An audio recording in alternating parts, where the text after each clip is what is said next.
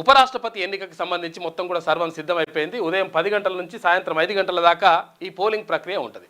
మళ్ళీ ఈ ఉపరాష్ట్రపతి ఎన్నికల్లో ఎవరెవరు పాల్గొంటారు అంటే ఇక్కడ లోక్సభ సభ్యులు, అటు రాజ్యసభ సభ్యులు అంటే ఎంపీలు పాల్గొంటారు. లోక్సభ ఎంపీలు, రాజ్యసభ ఎంపీలు పాల్గొంటారు. అయితే దానికి సంబంధించి ఇప్పటికే అంటే ఒకవేళ పార్టీల పరంగా తర్వాత కూటముల పరంగా చూసుకుంటే ఎన్డీఏకి గెలిచేటువంటి అవకాశాలు మెండుగా ఉన్నాయి, ఇంకంటే క్లియర్ అనమాట. తర్వాత కొన్ని మిత్రపక్షాలు అవన్నీ కూడా మొత్తం కూడా పూర్తిగా సపోర్ట్ చేస్తున్నటువంటి నేపథ్యంలో ఎన్డీఏకు అంటే అక్కడ రాధాకృష్ణన్ గెలిచేటువంటి అవకాశం ఉంది. అయితే ఇక్కడ ఇండియా కూటమికి సంబంధించి జస్టిస్ సుదర్శన్ రెడ్డి బరిలో ఉన్నారు.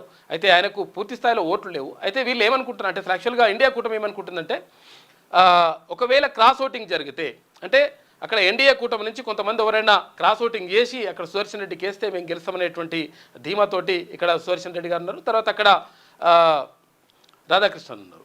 ఎట్టి పరిస్థితుల్లో రాధాకృష్ణన్ గెలిచేటువంటి అవకాశం ఉంది. ఒక బీసీ బిడ్డ మొదటిసారిగా ఉపరాష్ట్రపతి అయ్యేటువంటి అవకాశం మాత్రం కనిపిస్తూ ఉంది.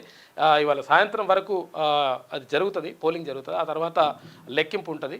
ఎవరైందనేది రాత్రి లోపల తేలిపోతుంది. ఏంది మ్యాక్సిమం అంటే ఉన్నటువంటి అంచనాల ప్రకారం మాత్రం అక్కడ ఎన్డీఏ కూటమికి సంబంధించినటువంటి భారతీయ జనతా పార్టీ బలపరిచినటువంటి ఎన్డీఏ కూటమి అభ్యర్థి రాధాకృష్ణన్ గెలిచేటువంటి అవకాశం మాత్రం కనిపిస్తుంది అని చెప్పేసి విశ్లేషకులు అంటున్నారు. సరే ఏం జరుగుతుందో చూద్దాం. అది ఎంపీలు వేస్తారు ఓట్లు.